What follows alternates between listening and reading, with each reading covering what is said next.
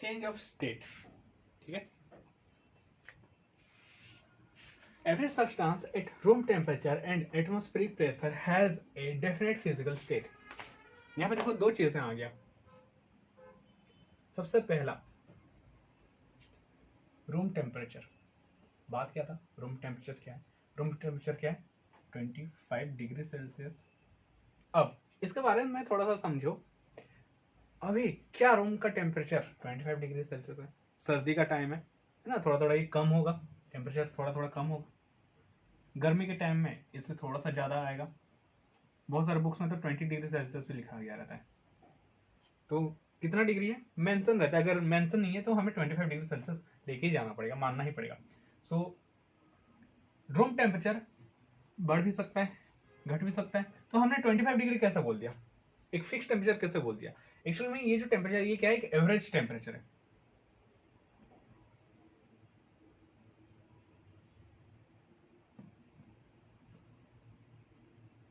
मतलब बहुत सारे डिफरेंट डिफरेंट वैल्यूज हैं, ये यहाँ पे डिफरेंट डिफरेंट बहुत सारे वैल्यूज है, ये वैल्यू है, वैल्यू वैल्यू डिफरेंट वैल्यूज हैं, सबको ऐड किया गया।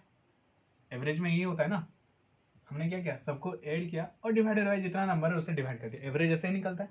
हुआ क्या, यहाँ से एक वैल्यू आया, अब ये वैल्यू सबको रिप्रेजेंट करे, एवरेज का मतलब ये है बहुत सारा नंबर्स हैं उनको एक ही नंबर में कन्वर्ट करना है ना, उसी को हम एवरेज कहते हैं। तो ये जो 25 डिग्री सेल्सियस है क्या है, एक एवरेज वैल्यू है। एक्चुअल रूम टेम्परेचर इससे कम भी हो सकता है, इससे ज्यादा भी हो सकता है, या फिर इसके बराबर भी हो सकता है, कुछ भी हो सकता है, या फिर और पीछे जा सकता है, कभी कभी और आगे जाता है, ठीक है। लेकिन ये जो वैल्यू है ये क्या दे रहा है, सबको रिप्रेजेंट कर रहा है, तो ये एक एवरेज वैल्यू है, ठीक है।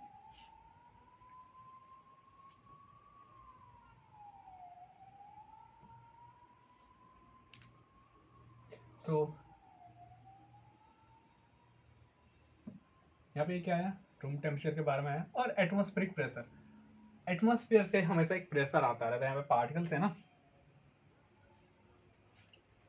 हमारे गैस पार्टिकल्स हैं, गैस पार्टिकल्स अगर हैं तो ये क्या करते हैं, एक पर्टिकुलर यूनिट एरिया पे एक फोर्स लगाते हैं, इतने सारे पार्टिकल्स के लिए एक फोर्स लगता है, उसी को हम क्या कहते हैं, एटमॉस्फेरिक प्रेशर कहते हैं।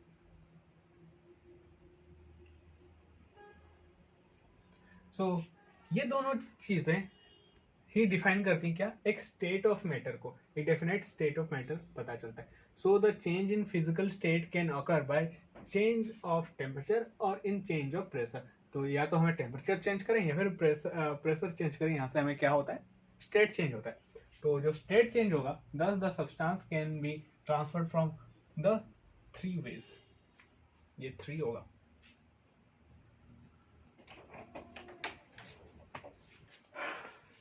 So there are three states of matter. Then by we can तो हम एक स्टेट से दूसरे स्टेट तक कैसे चेंज कर सकते हैं, या तो टेम्परेचर को चेंज करेंगे या फिर प्रेशर को चेंज करेंगे या फिर बोथ टेम्परेचर एंड प्रेशर को चेंज करेंगे। Next, reason for changing of the state on changing the temperature and pressure. Last video में हमने देखा था कि किस हिसाब से चेंज होते हैं, हल्का फुल्का आइडिया लिया था, इस यहाँ पे हम डिटेल में बात करेंगे। When the temperature of a substance is changing, the kinetic energy of the particle in the substance changes. When the pressure of a substance is changed, the adhesive force between the particles is also changed. Adhesive force change होगा, है ना, particles के बीच में जब भी हम temperature increase करेंगे, kinetic energy बढ़ेगा, तो यहाँ पे ये और दूर दूर जाते हैं। That's why we can say that the cohesive force and adhesive force also changes. If the solid substance is heated, the kinetic energy of the particle in the substance increases. Kinetic energy बढ़ा, the cohesive force is weakened. The particle starts spreading out of these forces and overcome.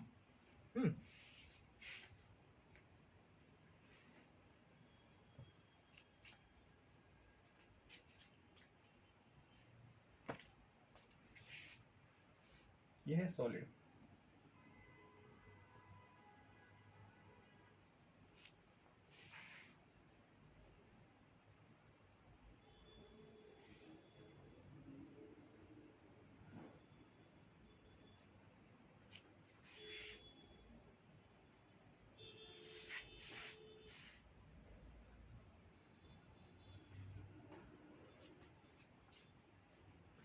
तो जैसे जैसे हम temperature increase कर रहे हैं, इनके बीच में जो फोर्स है वो कम होता जा रहा है और इनके बीच में जो डिस्टेंस है वो बढ़ रहा है। सो ये रहा टेम्परेचर का एक्सेस।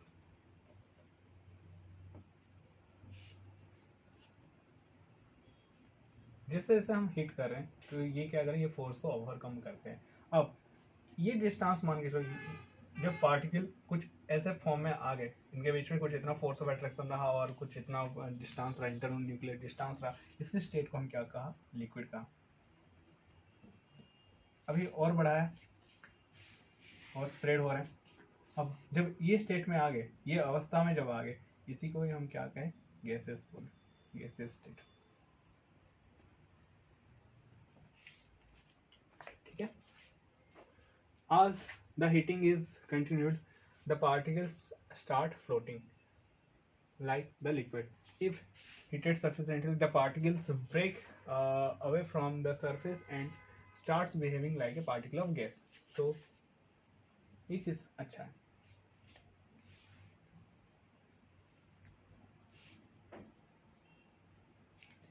मान लीजिए चलो यहाँ पे एक लिक्विड सरफेस है,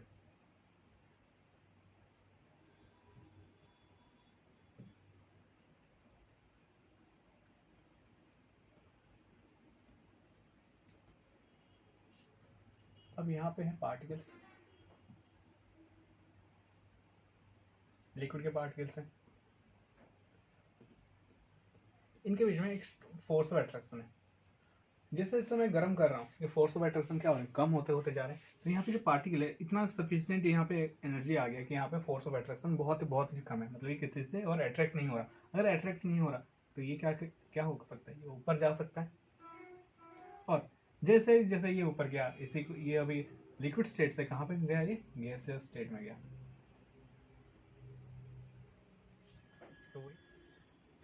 So on heating, the particles expand.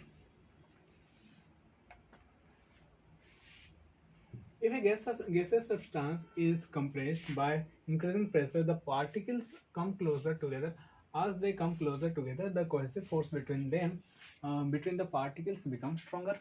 Last video में देखा था, जैसे जैसे इनको हम कंप्रेस कर रहे हैं, पार्टिकल्स और पास आ रहे हैं, अगर पास आ रहे हैं तो कोहेसिव फोर्स बढ़ रहा है इनके बीच में, कोहेसिव फोर्स बढ़ा।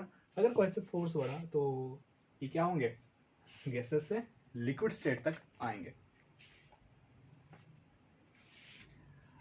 As the forces between become stronger, the particles are held together and they starts behaving like particle of a liquid. If the pressure is increased sufficiently, the particles come very close together and get arranged like those in the solid.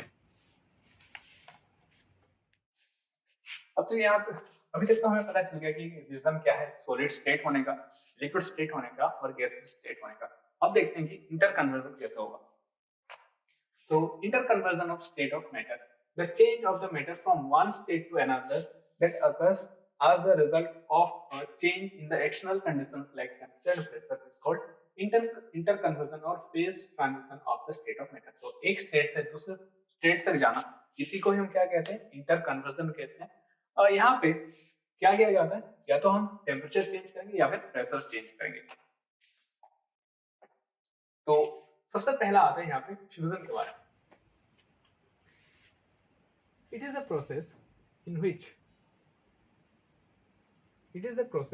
which solid is converted to liquid by changing the temperature. इसी process को हम क्या कहेंगे, fusion. अब इसका और एक नाम है मेल्टिंग। तो कहीं भी अगर सॉलिड का कन्वर्जन हो रहा है लिक्विड में,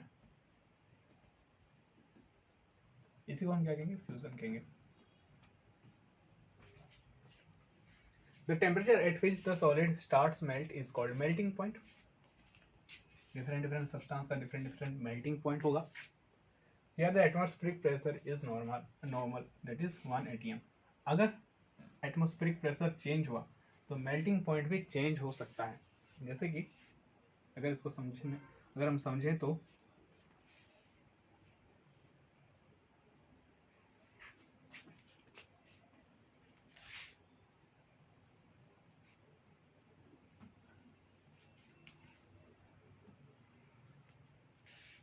यहाँ पे एक सॉलिड है। अब इसको हमें लिक्विड में कन्वर्ट करवाना है, गर्म करना है। तो मैं यहाँ पे एनर्जी दिया, नीचे से एनर्जी दे रहा हूँ, और ऊपर से कुछ एक एटमॉस्फेरिक प्रेशर आ रहा है। उसी हिसाब से यहाँ पे जो पार्टिकल्स हैं, अब यहाँ पे वही पार्टिकल चेंज हुए, ऐसा जल्दी से जल्दी ये आ गया। वाह। अब यहाँ पे अगर मैं बात करूँ, यहाँ पे एटमॉस्फेरिक प्रेशर था 1 atm, बट यहाँ पे देखो, यहाँ पे एटमॉस्फेरिक प्रेशर अभी आ गया 2 atm, मान के चलो, बढ़ा दिया।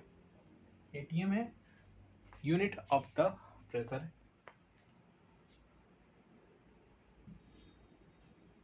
वही सॉलिड है, हीट कर किया हमने।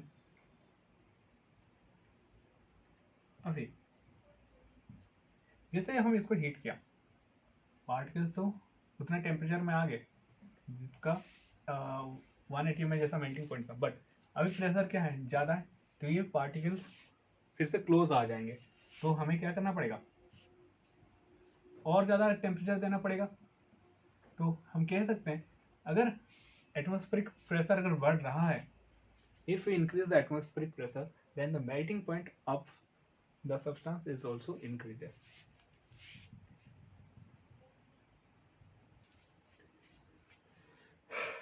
The heat energy supplied to the solid is absorbed by the molecules. This helps the molecule to overcome the intermolecular force of attraction, as a result of which the molecules move apart from each other. ठीक है, वही सब चीजें हैं, बार बार वही सब चीजें आएगा यहाँ पे। नेक्स्ट आता है सॉलिडिफिकेशन। अब सॉलिड टू लिक्विड का चेंज को हम क्या कहेंगे, फ्यूजन कहेंगे। तो सॉलिडिफिकेशन क्या होगा, liquid to solid. In this process, the liquid changes into solid state at normal atmospheric pressure. On cooling, the kinetic energy of the particles decreases. Kinetic energy कम हो गया। अगर kinetic energy कम हो गया तो ये क्या होंगे, आपस में पास आएंगे, या फिर इनका टेम्परेचर भी कम हो जाएगा। And cohesive force becomes stronger, the particles come closer and solidify. This process is also known as freezing. The temperature at which, मतलब उसी टेम्परेचर को हम क्या कहेंगे, फ्रीजिंग पॉइंट कहेंगे, फ्रीजिंग पॉइंट ऑफ लिक्विड। अब एक चीज,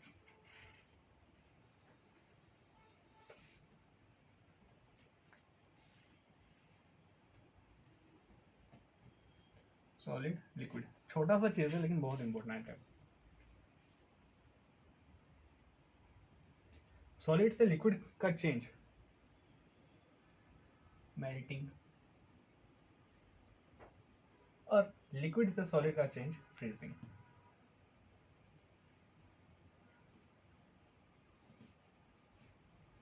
ठीक है,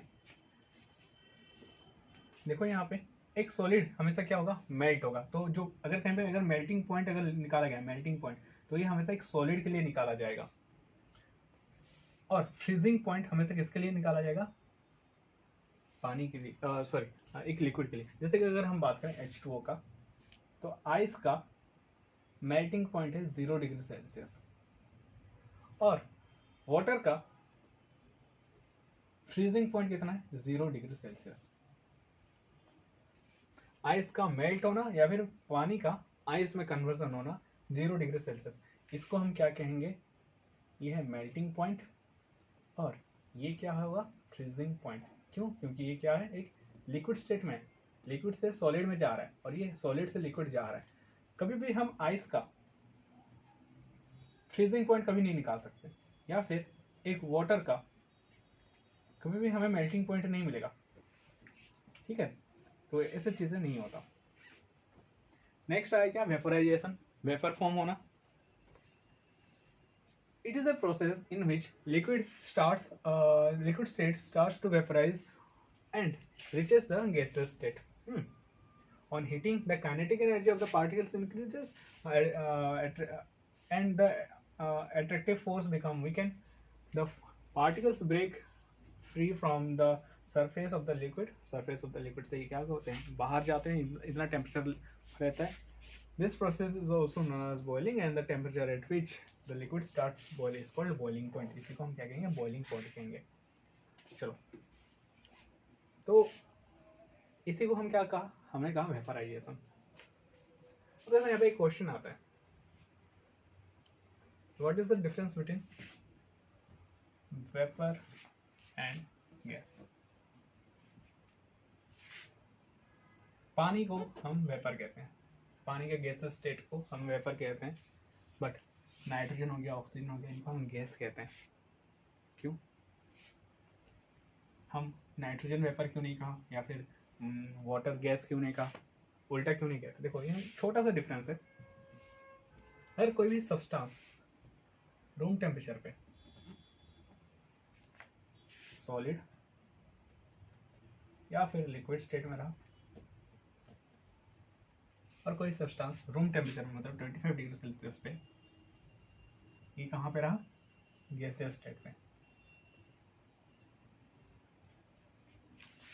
इसको कहा जाता है गैस और इसको कहा जाएगा वेपर. तो जो भी सब्सटेंस रूम टेम्परेचर पे सॉलिड या फिर लिक्विड स्टेट में, उसको हम कहते हैं वेपर, और जो सब्सटेंस रूम टेम्परेचर पे गैसियस स्टेट में है, उसी को हम क्या कहेंगे, गैस कहेंगे. ठीक है. नेक्स्ट आता है कंडेंसेशन. कंडेंसेशन क्या होता है, gas to liquid conversion. It is a process when the gas particles come to liquid state by emission of heat energy. Then आता है क्या, sublimation. Sublimation डायरेक्ट अभी सॉलिड से गैस तक का conversion. It is a process. देखो TION आ रहा है, ये सब प्रोसेसेस है. It is a process the solid particle changes to gas state by gaining energy. यहाँ पे सॉलिड टू गैस जा रहा है without coming in liquid state. That's why it is known as sublimation.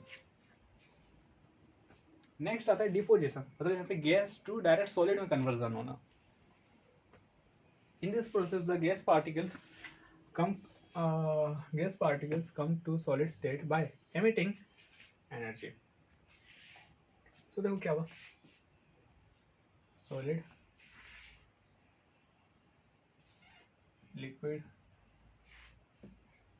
Gas.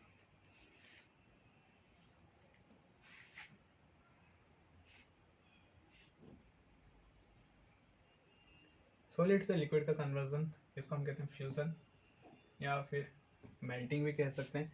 Liquid to gas, boiling, और gas to solid, deposition.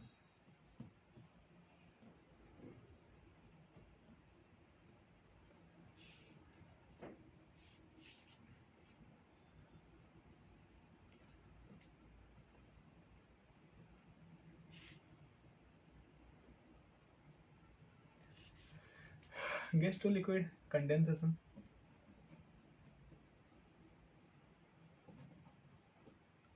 Liquid to solid, freezing.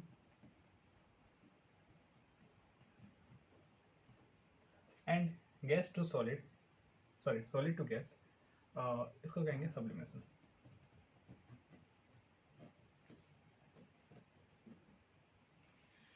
अब solid to gas जा रहे हो तो यहाँ पे क्या होगा, एनर्जी लगेगा और यहाँ से एनर्जी निकलेगा, यहाँ से यहाँ तक एनर्जी हमें देना पड़ेगा और यहाँ से हमें एनर्जी निकालना पड़ेगा, यहाँ से एनर्जी देना पड़ेगा और यहाँ से एनर्जी निकालना पड़ेगा. ये सब चीज़ें हम आइडिया लगा सकते हैं इसके बारे में. ठीक है, तो इस वीडियो में इतना ही, मिलते हैं नेक्स्ट वीडियो पे. बाय.